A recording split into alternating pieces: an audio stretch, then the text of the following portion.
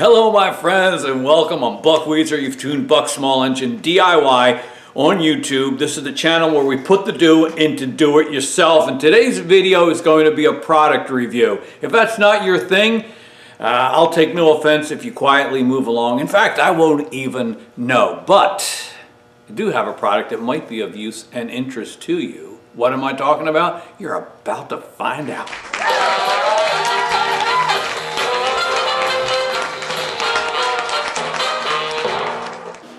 Well, let's open up the package. Here it is on my desk. It's from the Vevor company. Tough Tools, half price.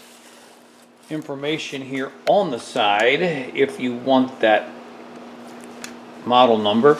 So it's a DC fuel transfer pump, model DCEX40. 12 volts DC, max power 1/7 horsepower. And let's cut it open and see what we got inside there. This is always fun. It's like Christmas morning, you know.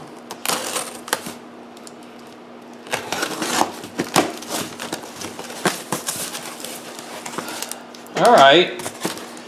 So we're going to take a look. First off, we see right on the top a small instruction booklet, and I say small because it is barely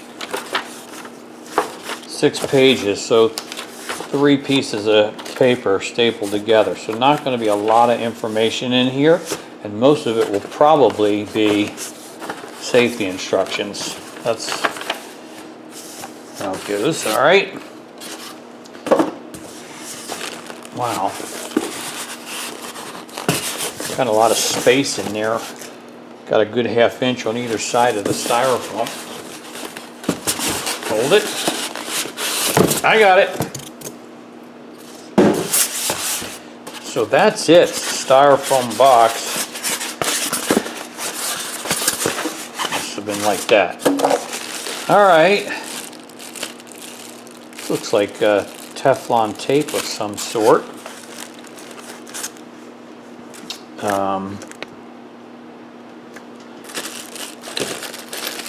Some clamps and connectors.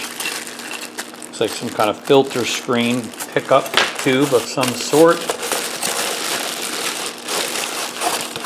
And the pump. Alright. So there it is. And of course it runs on 12 volts DC battery voltage. For a 12 volt battery, like in your car or truck or your lawn tractor. So you got your clamps, and then 3-position switch, off, on. Is it like low and high? I'm not sure. I haven't looked at the instructions yet. And there's the pump. Not very big. Got a mounting plate if you wanted to mount it somewhere. Carry handle. So it's fairly compact. Does not include any hoses really other than the clamps. So I guess we're going to have to provide the hoses ourselves. And these seem to be pretty big diameter couplings. About 1 inch in diameter. Let's see. So there it is. And I'm going to read the instructions, see what's in there that might be of use for us, and then we'll go about seeing how to use this. Alright, it took a minute or two to look at the instruction manual, and I'll point out a couple of things that might be useful to know about this product. First of all, there's one model with the A at the end that includes the suction line and the supply line with you know, a gas station style nozzle. The one we got is everything except the hoses, so we'll have to get some of those, provide the hose on our own. All right, not a big deal.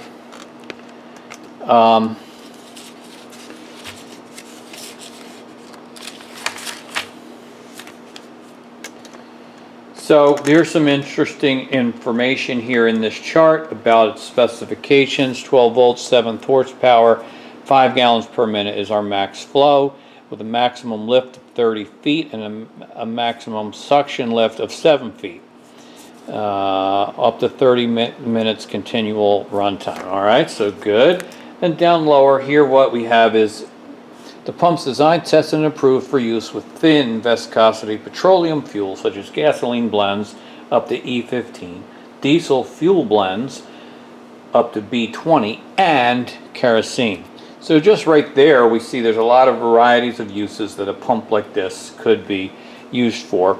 Across the page here, the only thing I wanted to point out was, I don't know the reasoning for this, but this product should not be used for pumping fuel or other liquids into aircraft. All right, well, that's not going to be an issue for me. And one other thing from the manual, turn the page, I was mistaken about the switch having high and low. The switch is a double switch, double way switch. You can pump in either direction. So the forward direction, and if you wanted to, that way, and if you wanted to reverse it the other way, I'll probably only be using it in one direction, but that is at least an option. So that's it for the book, some troubleshooting things here, and that's it. So now we're ready to put it to use. All right, so here we are out on the workbench, and I guess I need to say first off that the product that the Vevor people sent to me, model DCEX40, does not come with some necessary things.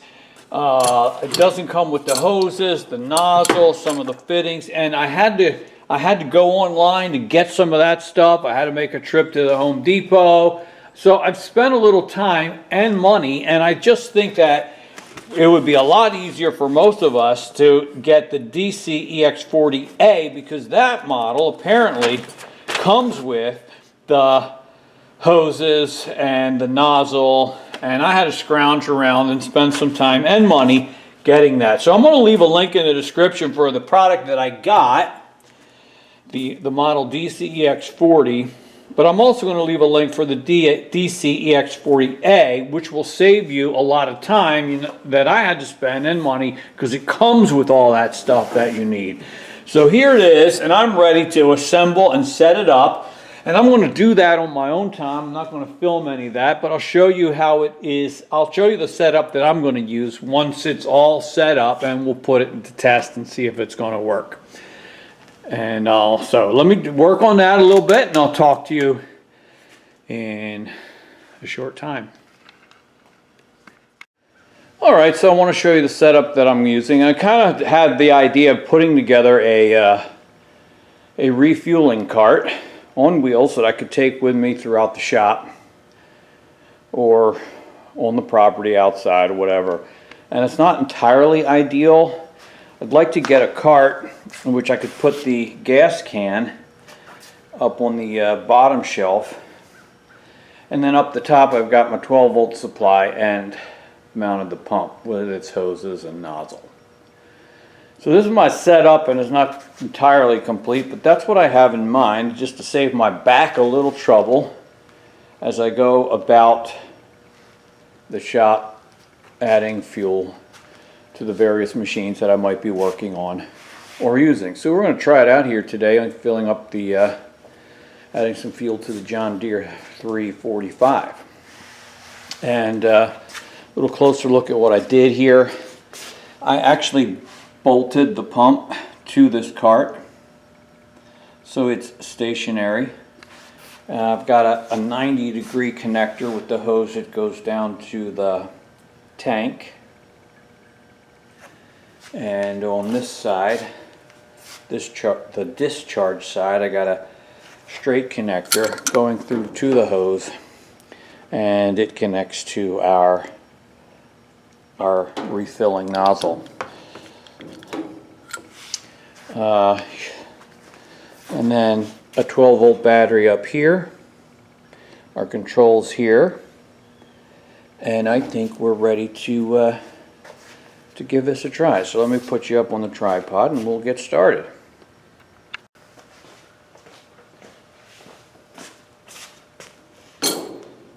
right, our nozzle. Let's turn on the pump.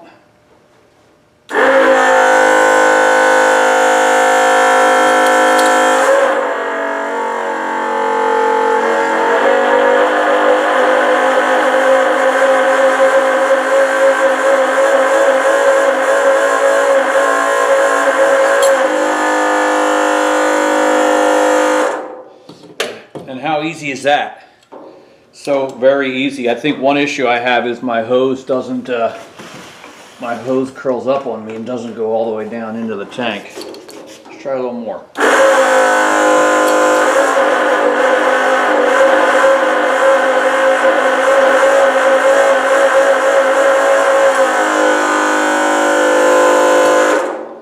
And that's that. I like that. That's pretty good. That's pretty easy. And that'll save my back a little bit of trouble, I think. All right, just a few final thoughts regarding the 12-volt fuel transfer pump from Vevor. I think it has obviously a wide range of uses beyond what I'm going to be doing with it here in my garage, in my shop. But I am happy to have it for that specific purpose. You can. It would be good for kerosene, for diesel fuel, for gasoline. I don't know if it could be used for moving oil, maybe a thin viscosity oil. Diesel fuel is pretty much oil. It's like heating oil. So if you got a farm, any place you got a 12-volt supply, this could be a useful item out in the field, on the construction site. If you got a mechanic's shop, it may be a useful thing if you need to drain the fuel out of an automobile's gas tank, so you can drop the tank, change out the fuel pump or something like that. So I think there's a wide range of uses beyond what I've been able to put together and show you today. So I think the pump's going to be pretty useful in a wide variety of applications. I think the biggest disadvantage for me was that the model that they sent me did not include the nozzle or the hoses. So I had to go to a little bit of expense and hassle to get the things that I needed so it can actually work. I would certainly recommend buying the model that comes with the discharge hose, the nozzle, the pickup tube.